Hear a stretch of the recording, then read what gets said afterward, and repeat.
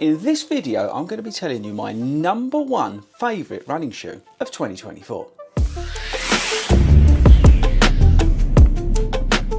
Hello everybody and welcome to 40 Runs. My name is Chris Ford, I'm a running coach based here in the UK. When I'm not coaching runners, I'm making YouTube videos about running shoes, running content in general, so make sure you subscribe before you carry on with the rest of this video. Okay, so in this video, like I said, I am going to be telling you my favourite shoe of 2024, and before you do anything else, go into the comments and see if you can guess it right. Now this is my favourite shoe, okay? Now this is not a suggestion to you to go out and buy it. This is not a review of any sorts. This is a love letter to one shoe that I've had this year that for me has just really worked well. And this is not a shoe that offers any value. This is just a shoe that's worked extremely well for me over the year. And in terms of this year, I ran 3 marathons. I ran the London Marathon, I ran the Yorkshire Marathon, I ran the Berlin Marathon. I trained for those throughout the whole of the year. We did a handful of half marathons and we did a handful of 10Ks. And you can see all the running and all the miles that I do on my Strava profile because I'm a runner, not an influencer. Now we're very lucky here at 40 Runs and we get sent a lot of shoes. And we work with most of the brands and we have some amazing retail partners. So I'm very blessed and I get to test and review a lot of running shoes on this channel. And there's always one or two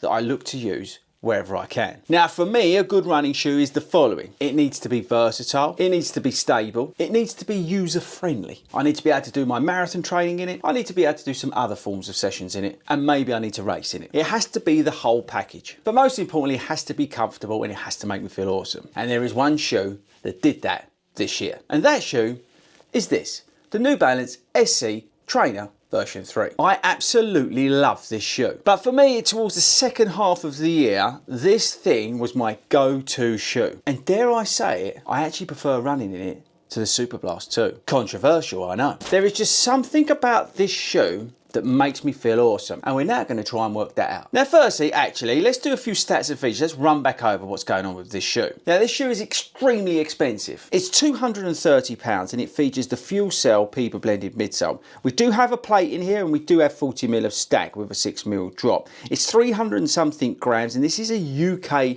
10 people. This does not fit true to size like the rest of my shoes that I have. You've also got this pretty cool phantom knit upper and you've got a decent rubber coverage on the outsole. But this thing is just awesome. And here's why. Now the main reason I get on so well with this shoe is this Fuel Cell midsole. Because this is not full Peber, this is like an EVA Peber mix. And what that does, that gives me some of that Peber feeling, some of that soft responsiveness that you get from Peber foam. But because of the EVA, it sort of blends out and gives me a really stable ride as well. So for training miles, it's excellent. And then when you want to lean on it and you want to put some marathon target pace in there, for example, and that for me has been 8-minute miles this year, the foam responds and works extremely well with the plate that's in the shoe. Now what we have here also is a very stable platform. Now somebody who mildly pronates, especially when I'm tired, this shoe also gives me the stability and the comfort later on in those sort of 20-mile long runs that I'm doing where I'm tired. The lockdown is brilliant, the comfort is brilliant, and this upper is phenomenal. Now I've run these, as you can see, in all sorts of conditions. We've run this in the rain, the horrible sort of that spray where it's just, well, it's just minging. And I've run them in the blistering heat and I've had no problems. But I've never had any issues with rubbing or anything like that or overheating,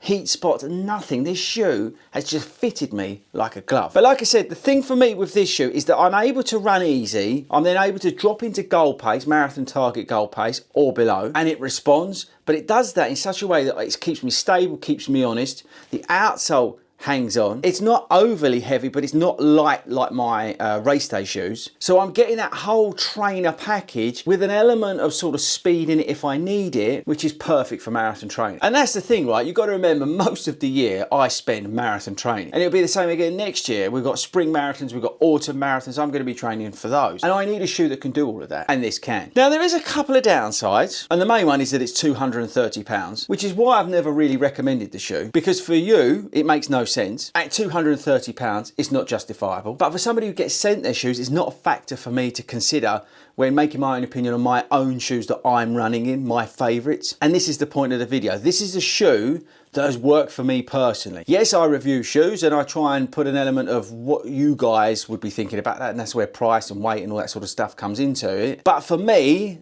this is just a shoe that has become my favourite because it's worked extremely well for the stuff that I need to do. Does that make any sense? Hopefully it does. So yes, my favourite shoe of 2024 is the New Balance SC Trainer version 3. This is my go-to shoe. Now don't get me wrong, I do still love the Super Blast 2. It is phenomenal. It is better than that because it's cheaper, and I think it offers something for everybody. But it does then come down to those sort of, you know, personal preferences. And for the reasons that I've mentioned, the SC Trainer 3 just has worked exceptionally well in the second half of the year, and that's why it is my favourite shoe of 2024. Okay people, let me know in the comments, firstly, did you get it right, did you get it wrong? And secondly, what's your favourite running shoe of 2024? Is it an old model, is it one of the latest ones? What is it? Let me know in the comments and I'll dive in there once this video drops. But that's it for me guys. Don't forget to subscribe before you leave me today, and I shall catch you all later.